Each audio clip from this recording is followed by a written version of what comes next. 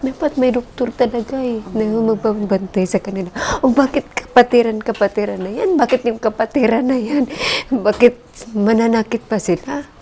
Ayun na nga, ang hirap intindihin. Sabi kapatiran. Sa mga hindi nga ho biktima, mahirap intindihin. Sa inyo pa ho kaya? Hindi ko talaga maintindihan. Hindi ko maintindihan. Kasi, gano'n. Alam mo, ang dami pangarap pa yung anak namin. May isa daw po na nag-surrender. Nabasa ko ho sa dyaryo kanina. Yun ho yata yung kasama sa nagdala sa ospital. Opo. Yung mga kamag-anak po niya na umiiyak doon sa may korte. Anong sabi daw? Tapos nakita nila na ako yung father. Iyak-iyak sila.